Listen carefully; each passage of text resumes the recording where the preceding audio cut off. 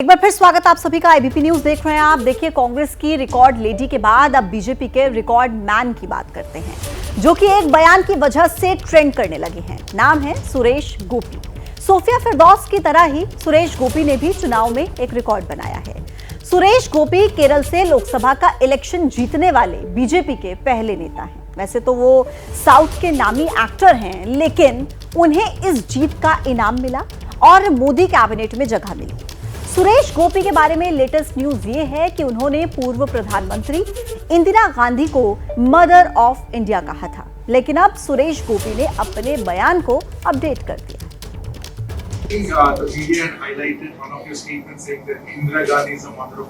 So I have already made it very clear.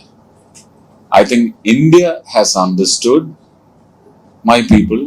They needed a little more of clarification to understand it properly, but the understanding was there, but a vicious intent was looming large. It is only that. इसे सफाई कहिए, स्पष्टीकरण कहिए या फिर अपने ही बयान की पुनरावृत्ति, लेकिन पूर्व पीएम इंदिरा गांधी पर बीजेपी सांसद सुरेश गोपी के दो बयान बहुत वायरल हो रहे हैं।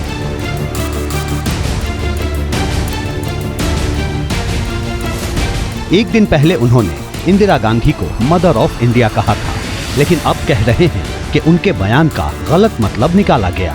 उन्होंने इंदिरा गांधी को mother of India Congress party के संदर्भ में कहा था। Karunakaran should be the father of the Congress in Kerala.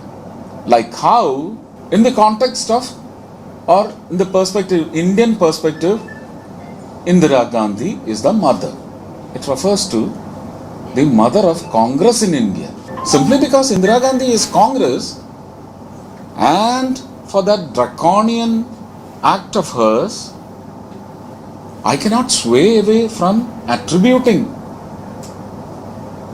I call her the real architect of India post-independence until her death.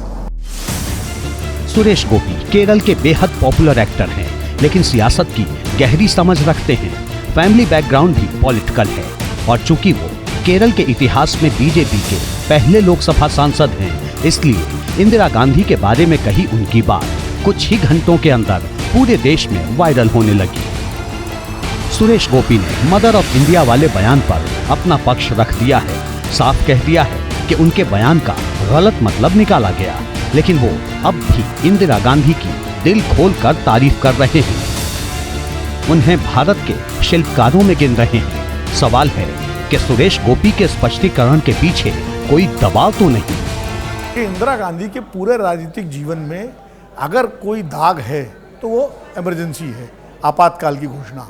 क्योंकि आपातकाल एक ऐसा दब्बा था जिसको लेकर के जिसका भी कोई उसका कोई जस्टिफिकेशन नहीं हो सकता, कोई उसको जायज़ नहीं ठहरा सकता।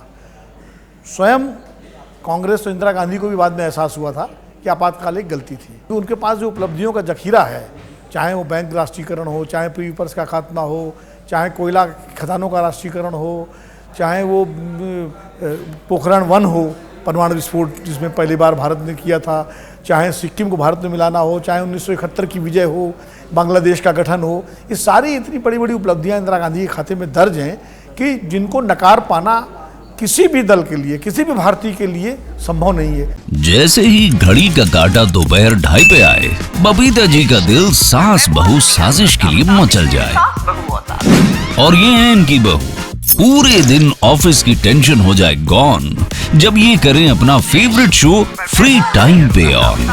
इनकी तरह आप भी देखिए अपना फेवरेट शो अपने टाइम पर और डाउनलोड कीजिए एबीपी लाइव ऐप अपने स्मार्ट टीवी पर।